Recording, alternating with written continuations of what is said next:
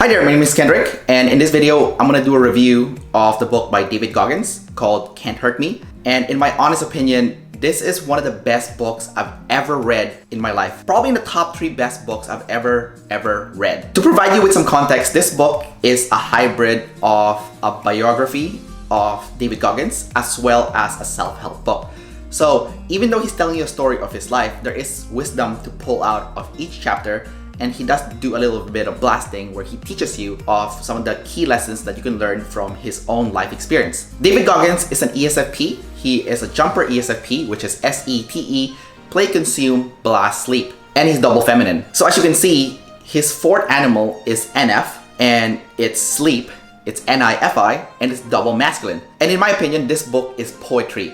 This is a work of art from someone that is talking using their fourth animal and really going deep into that inner pain to describe their life. Right when you start reading this book, you can tell how fucked up David Goggins' life is, where he grew up in an abusive household. He's been through multiple divorces, and he's gone through a lot of hell that a normal human being will never experience. And as a result of going through all those hell, he's been able to elevate himself to a level that nobody can ever reach unless they go through a similar amount of pain and suffering that he has. Some of his big accomplishments includes losing 106 pounds in just 3 months' time, as well as surviving 3 hell weeks when applying for the Navy SEAL, completing over 60 ultra marathons, and previously holding the pull-up record of over 4,000 pull-ups within a 24-hour time span. The first big takeaway that I got from the book is when David Goggins hit rock bottom somewhere in his life. Basically, his body was falling apart and he had pain that just won't go away. No matter how many diagnoses from doctors that he would go to,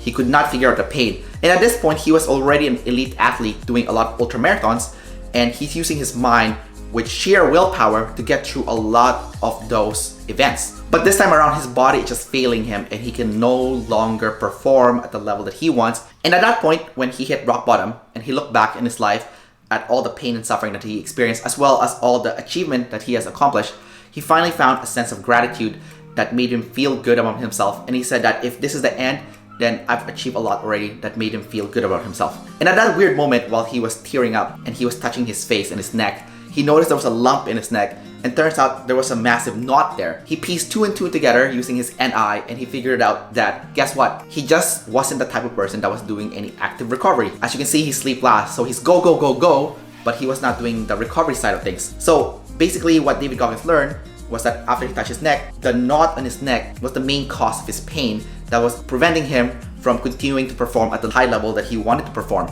So at that point on, he learned to do some trigger point therapy to release the knots using a lacrosse ball and other tools to loosen up tight muscles. And he also developed a stretching routine to really improve his flexibility, which in turn actually made him perform better. David Goggins also said that in your life, you are wasting a lot of time, and it's very good to do a time audit to see where time is going. He said it's important to focus on the areas that matters the most, and by doing a time audit, you can see where you are wasting your time and where you can be allocating those time instead to meaningful tasks and activities. Now, one of the biggest lessons that David Goggins has provided is called the 40% rule. Basically, he said that if you feel like you've tapped out your energy already and you have nothing left, you're dead exhausted, you're only actually at the 40% level and you still have 60% of your energy reservoir left. However, to tap into that energy reservoir for the rest of that 60%, it's gonna take a lot of pain and digging in deep to pull it out of you. And he's definitely someone that's qualified to talk about this because he's done over 60 ultra marathons as well as the hell weeks.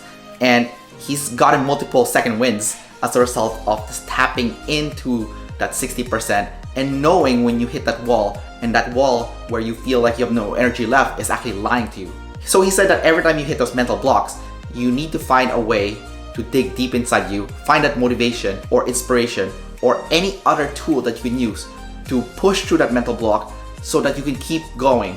And this applies to anything in life, not just into fitness or exercise. It could be to work or anything that requires you to dig deep, push beyond your limits. David Goggins is also sleep last, and he learned how to tap into sleep last. And part of sleep last is going over known information over and over again. And David Goggins is known to do the same event again and again and again to achieve mastery in that event, and also to train himself, which is very anti-EP because EPs always want something new, and for him he's doing something again and again and again.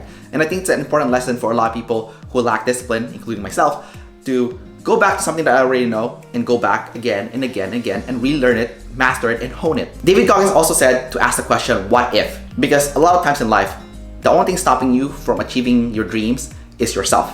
And he said that, yes, there is a lot of reasons why you can't do something, but what if you tried and what if you did achieve it? How would that change your life? Now, for me personally, one of my biggest takeaway is when he said that it's important to have the courage to be different. And for him specifically, him being in the Navy SEAL already made him different from most people because it's so hard to get in the Navy SEAL. But even within the Navy SEAL, he was different. And he had the courage to be different from other people. They wanted him to go party and enjoy life, but he said, nope, I'm gonna keep up to my discipline.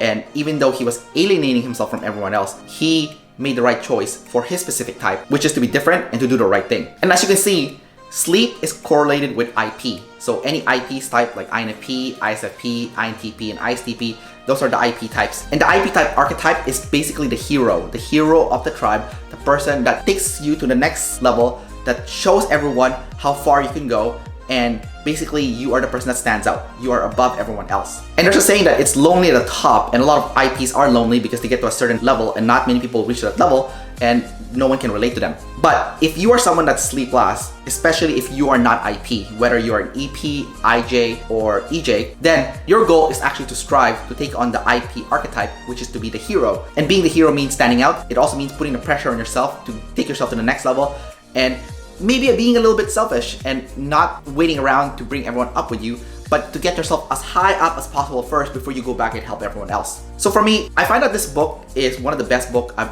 ever read in my life, especially because of the concept, the Callous Mind. And in the book, he goes over the Callous Mind over and over again.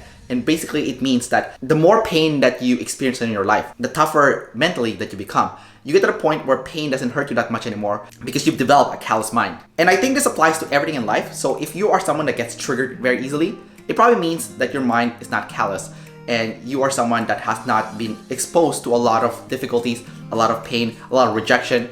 And the only way to get over a lot of those bad feelings is to expose yourself to those bad feelings over and over again until you get numb to it, that it no longer hurts you. Hence the terminology, the Callous Mind. Anyways, I highly recommend this book to everyone who wants to take themselves to the next level. I think this book is really good if you are someone that feels like you are triggered very easily or you're not very mentally tough, because this book will definitely take you to the next level, especially if you apply the concepts in this book. That's about it for today. See you next time.